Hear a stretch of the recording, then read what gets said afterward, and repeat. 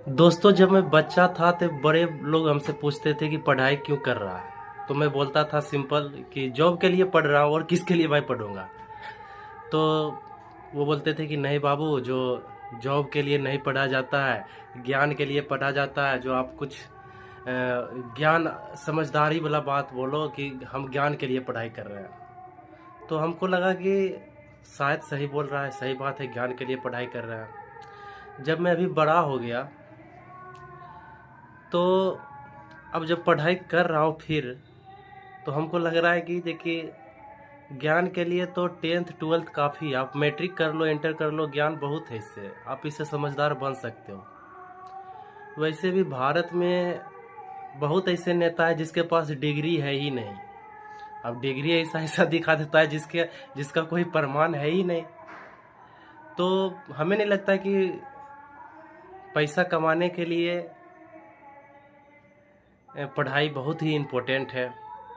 और आपको क्या चाहिए, हमको क्या चाहिए, अगर पर्सनली हमसे आप पूछो तो हमको सिर्फ पैसा चाहिए। पैसा कमाने के लिए ही तो पढ़ाई कर रहे हैं, जॉब के लिए ही तो पढ़ाई कर रहे हैं। अगर जॉब नहीं होगा मतलब जॉब नहीं होगा तो बेरोजगार ही रह जाएंगे। तो पढ़ाई तो जॉब के लिए ही कर रहे हैं। पहले जानकारी के लिए कर रहे थे, पहले ज्ञान के लिए कर रहे थे, समझदारी के लिए कर रहे हैं, अब तो जॉब के लिए ही पढ़ाई कर रहे हैं।